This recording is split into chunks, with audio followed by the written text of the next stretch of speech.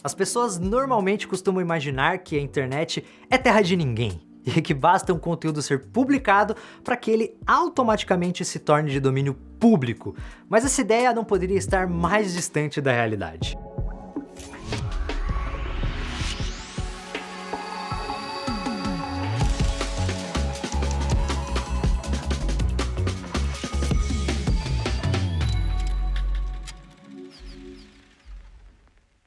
A utilização indevida de uma imagem, vídeo ou música podem causar várias dores de cabeça para você.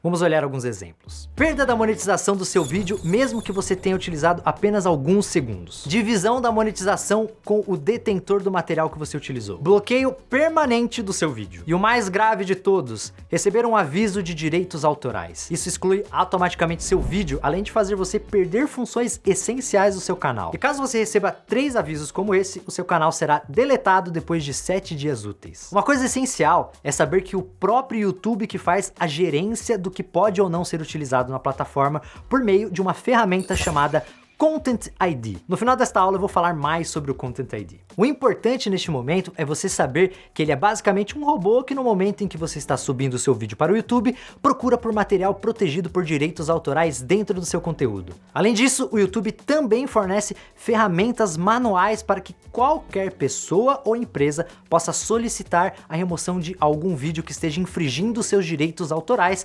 mesmo que o robô não tenha encontrado esse conteúdo em sua lista. Não queremos que nada disso assole o seu canal. Então, antes de mais nada, você precisa entender com clareza o que são os direitos autorais. Qualquer pessoa que cria um texto, um desenho, um vídeo, uma música ou qualquer obra artística original recebe automaticamente várias prerrogativas chamadas de direitos autorais. Isso é lei. Então, no instante em que um criador materializa uma ideia, transformando aquilo que era só pensamento em uma obra concreta, ele se torna autor. E como autor, ele passa a ter o direito de decidir o que acontece com sua criação e como ela pode ser usada. Existem 2 grandes grupos de direitos autorais: os direitos morais de autor e os direitos patrimoniais de autor. Um dos direitos morais mais famosos é o direito ao crédito. O direito ao crédito diz que quem cria uma obra tem o direito de ter o seu nome mencionado sempre que esta obra for utilizada de alguma forma.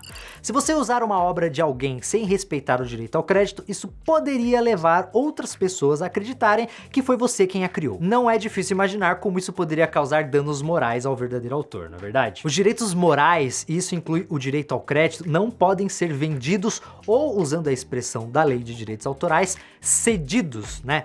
Ninguém pode vender a condição de autor de uma obra para outra pessoa. Não é porque Shakespeare morreu no século XVII que depois da sua morte a peça Romeu e Julieta passou a ser considerada de autoria dos seus filhos. Não, Shakespeare sempre será o autor da peça. Em outras palavras, os direitos morais ligam o autor à obra em que ele criou, assim como os pais estão ligados aos seus filhos. E o que seriam os direitos patrimoniais de autor? Estes são os possíveis negócios envolvendo uma obra, ou seja, envolvendo formas de o autor ganhar dinheiro com aquela obra. E é aí que está o pulo do gato. Quando uma obra é criada, o autor ganha uma espécie de direito de exclusividade sobre sua criação, podendo fazer com ela o que ele bem entender por muitos anos, sem que outras pessoas possam se aproveitar desta obra. Esses direitos patrimoniais são essencialmente um direito de propriedade, e diferentemente de direitos morais, podem ser vendidos. Você pode vender um carro, não pode? Um celular, um par de tênis, uma casa. Você pode vender qualquer coisa que seja sua. Pois é, o mesmo acontece com os direitos patrimoniais de autor. Mas atenção, se você comprar esses direitos, você não vira o autor da obra, e sim o seu titular. Os direitos patrimoniais ligam o titular à obra da mesma forma em que o dono está ligado a uma casa que ele comprou. É como se em volta de cada obra protegida por direitos autorais houvesse uma cerquinha. Para atravessar a cerca e entrar nessa propriedade, você precisa de autorização. E sim, em alguns casos é possível pular essa cerca, mas no geral a regra é: se você viu a cerca, é melhor não entrar naquela propriedade sem autorização. Porém, mesmo levando em conta tudo isso que eu tô falando, existem algumas situações em que o uso de uma obra é livre. Vamos falar de cada uma delas para que você não caia em alguma armadilha.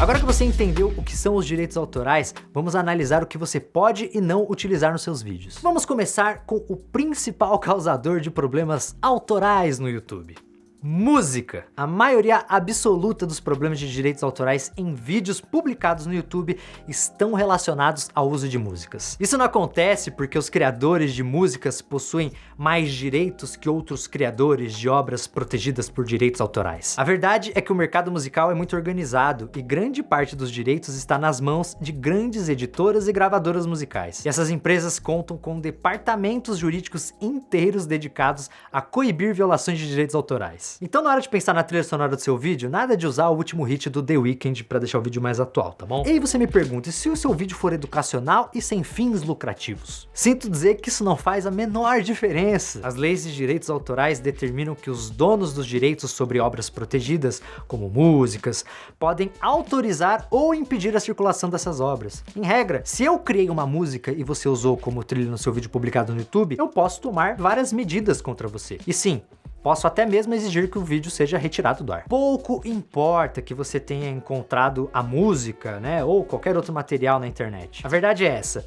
A internet é livre, mas nem tudo que está nela é. Agora deve haver situações em que é possível usar músicas e outras obras livremente, certo?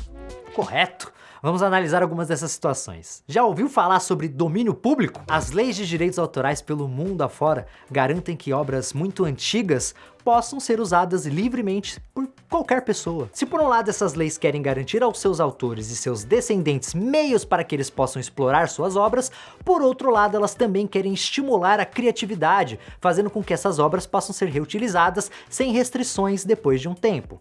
Portanto, se você quiser gravar um vídeo tocando a Quinta Sinfonia de Beethoven no piano, fique à vontade. Ninguém pode impedir que você faça isso. Você pode até mesmo monetizar o seu vídeo ou explorar essa apresentação comercialmente como quiser. Mas atenção, não é porque uma música está em domínio público que todas as suas gravações também estão. Se você, por exemplo, usar uma gravação do Beethoven, lançada recentemente pela Orquestra Filarmônica de Berlim, você pode ter problemas. Mas se uma obra estiver em domínio público, eu posso usá-la como eu bem entender? Sim. Isso porque o direito de propriedade sobre uma obra protegida por direitos autorais tem uma espécie de prazo de validade. A regra é que esse direito acabe 70 anos após o falecimento do autor. Mas existem algumas exceções, como fotografias, filmes e vídeos em geral, que caem em domínio público 70 anos depois da sua primeira exibição, e não 70 anos após a morte do autor. Mas no geral é como se aquelas cercas em volta da casa fossem derrubadas após esses prazos. O que antes era um lote privado agora virou uma praça pública e todos podem usar aquele espaço. A segunda é o uso de obras sob a licença Creative Commons. Talvez você já tenha ouvido falar desse tal Creative Commons. Esse é o nome de uma organização que criou vários tipos de licenças de direitos autorais gratuitas e por meio delas, os titulares de direitos de obras podem disponibilizar suas criações na internet sem qualquer tipo de cobrança. Mas fique atento, porque as licenças do Creative Commons têm características diferentes. Algumas permitem que o usuário faça alterações na obra licenciada, outras não. Algumas permitem o uso da obra em projetos comerciais, outras não. Portanto, é fundamental checar qual o tipo de licença de um material disponibilizado via Creative Commons que você quer usar. A terceira é o uso de materiais extraídos de bancos gratuitos. Existem sites na internet que disponibilizam imagens, vídeos e músicas que você pode usar à vontade. Mas assim como no Creative Commons, não se engane, é muito comum que esses sites tenham diferentes tipos de licenças. Há mais de um site por aí que, embora leve a palavra free no nome, só permite uso gratuito em situações específicas. Portanto, é preciso sempre ler os termos e condições de uso desses sites, que às vezes são documentos confusos, escritos em juridiquês e muitas vezes em inglês, para ter certeza de que você não vai ter problemas no futuro. Na aula de edição eu mencionei algum desses sites para você baixar os seus conteúdos gratuitos.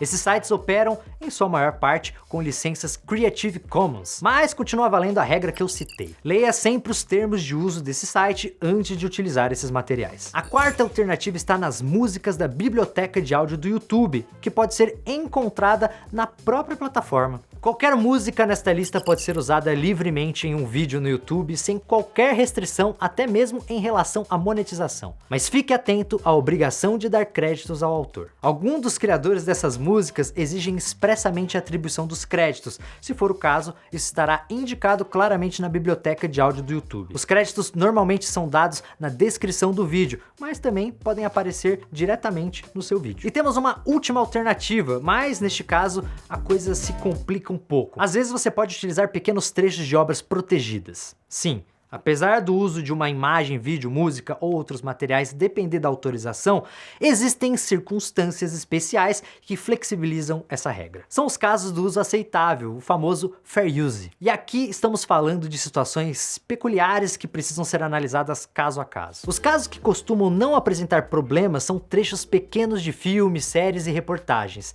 Se você utilizar alguns poucos segundos do seu filme preferido apenas como citação, as chances de você receber uma notificação de direitos autorais são bem baixas. Mas tenha cuidado, tá? Isso não quer dizer que o uso de trechos curtos desse tipo de material esteja 100% liberado. Existe um mito de que você pode usar até 3 segundos de qualquer obra tranquilamente no YouTube. Isso não é verdade, mas as coisas não são tão simples assim. Não existe necessariamente um padrão de tempo seguro, até porque aquele robô do YouTube que eu citei no início da aula está cada vez mais apurado e consegue identificar até mesmo conteúdos que aparecem por pouquíssimos segundos. Caso você não tenha certeza se o seu conteúdo pode ou não ser utilizado, eu recomendo que você use o mínimo possível dele. Também vale a pena mencionar que vídeos de jogos, no geral, são uma exceção. Não é que existe uma lei diferente para dizer que usar esse tipo de material seja permitido, mas a cultura do mercado é outra e muitas grandes produtoras de jogos incentivam a criação de conteúdos com imagens, vídeos e até música dos seus jogos. Existem exceções, claro. Mas no geral, uma boa dica é olhar no próprio YouTube. Se existem vários vídeos utilizando imagens de um jogo, é bem provável que a produtora dona do jogo não se importe. É claro que eu vou sempre recomendar que você escolha produzir materiais originais, ou seja, que você tenha 100% dos direitos. Quando você é o autor e o titular dos direitos dos materiais usados no seu vídeo, você tem a garantia de que ninguém poderá em qualquer situação tomar medidas contra você. Por outro lado, tudo aquilo que estiver no seu vídeo e não for seu, precisa ser licenciado ou coberto por essas situações de uso livre. Caso contrário, você poderá ter grandes problemas com direitos autorais.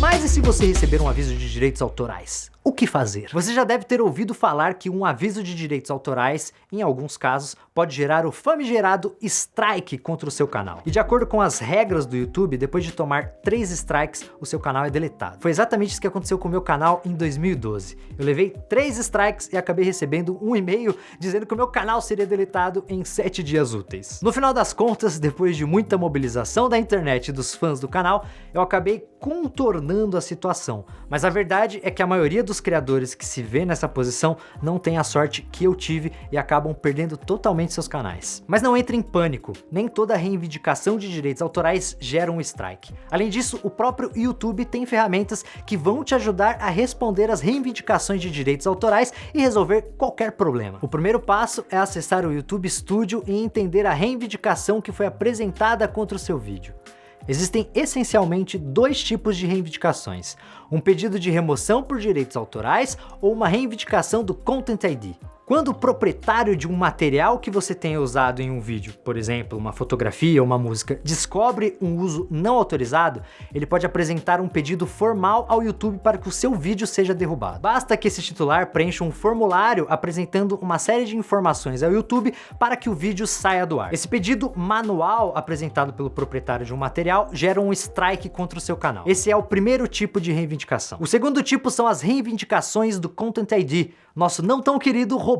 O Content ID é essencialmente uma ferramenta do YouTube que consegue, por meio de uma tecnologia chamada fingerprinting, fazer a leitura dos vídeos publicados na plataforma, identificar conteúdos que tenham sido previamente cadastrados e sinalizar violações de direitos autorais. Assim, quando você usa um material cadastrado no Content ID, o YouTube provavelmente vai identificar automaticamente o uso desse material no momento em que o vídeo estiver subindo na plataforma e irá notificar o proprietário. Quando isso é feito, algumas coisas podem acontecer. Seu vídeo pode ser bloqueado em todo o mundo ou apenas em alguns países. A monetização do seu vídeo pode ser revertida total ou parcialmente para o proprietário do material. O seu vídeo pode ser simplesmente monitorado pelo proprietário do material, o que na prática significa que você ainda pode monetizar o seu vídeo, mas o proprietário ficará de olho no seu canal. Então, se você receber uma reivindicação do Content ID, tente entender qual é o material reivindicado no seu vídeo e se o uso dele não estaria coberto por alguma daquelas situações de uso livre que discutimos antes. Se não estiver, então só há dois caminhos. O primeiro é retirar o material reivindicado do seu vídeo. Existem duas formas de fazer isso pelo próprio YouTube Studio, sem que você precise reenviar o vídeo. A primeira implica em remover automaticamente usando a aba Conteúdo. Ao clicar lá, você verá uma lista de todos os seus vídeos. Procure na coluna Restrições pelo vídeo com a mensagem Direitos Autorais. Ao passar o mouse por cima da frase, você poderá clicar em Ver Detalhes. O YouTube abrirá uma janela listando cada um dos conteúdos protegidos por direitos autorais que foram identificados no seu vídeo. Em cada conteúdo é possível fazer 4 ações: cortar o segmento, substituir a música, remover a música ou disputar. Use a opção cortar o segmento para remover automaticamente o trecho protegido. Se você retirar todos os trechos protegidos por direitos autorais, o seu vídeo irá automaticamente voltar para o ar ou será monetizado sem nenhuma restrição. A segunda é utilizando a ferramenta Editor do YouTube Studios para retirar manualmente algum trecho que esteja impedindo sua monetização ou bloqueando o vídeo. E ela funciona de uma forma muito simples. Vá até o YouTube Studio e clique no vídeo que você quer retirar algum trecho. Na aba lateral esquerda, clique em Editor para abrir o editor de vídeos do YouTube. Com esse editor, você pode cortar ou desfocar qualquer trecho do seu vídeo, adicionar trilha sonora direto da biblioteca do YouTube ou mudar seus cards e tela final do vídeo. Mas o que importa pra gente aqui é a ferramenta Cortar. Clique nela, agora localize onde começa o trecho que você quer retirar, depois é só clicar em Novo Corte. Ajuste seu corte para que ele fique perfeito e clique em Cortar. O YouTube irá mostrar uma prévia do vídeo. Se estiver tudo certo, é só clicar em salvar no canto superior direito. Mas lembre-se que o YouTube leva algum tempo para atualizar o vídeo. Estas são as duas maneiras de ir pelo primeiro caminho, que é retirar o material do seu vídeo.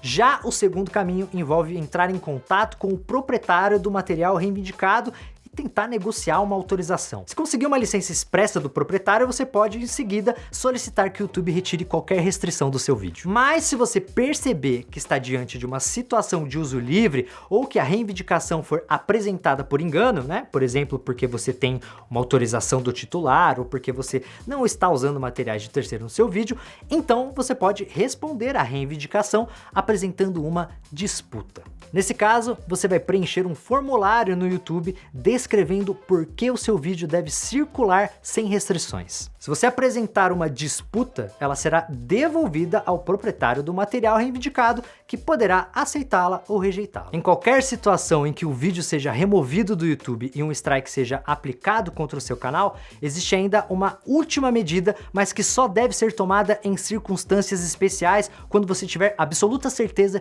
de que tem direito de usar o material reivindicado. Neste caso, é possível que você apresente uma contra-notificação de direitos autorais ao YouTube. Isso é um documento jurídico complexo, onde serão detalhados os motivos pelos quais as restrições contra o seu vídeo deveriam ser derrubadas. Sabe por que esse é o último recurso, que só deve ser usado em último caso? Desde que a sua contra-notificação cumpra alguns requisitos legais, o YouTube, depois de recebê-la, vai também encaminhá-la ao proprietário do material reivindicado. Mas há uma diferença importante. Se o proprietário do material reivindicado acreditar que a queixa dele faz sentido, é bem provável que ele queira, nesse caso, tomar esse tipo de medida para impedir um uso não autorizado de sua propriedade. Eu acho que eu não preciso dizer que você deve consultar um advogado especialista em propriedade intelectual antes de tomar essas medidas, certo? Isso vale também para disputa e para contestação, mas principalmente para contra-notificação. Essas medidas jamais devem ser tratadas na base do vai que cola. Não vale a pena assumir riscos jurídicos à toa. Lembre-se que uma violação de direitos autorais pode ter efeitos que extrapolam a continuidade do seu canal no YouTube,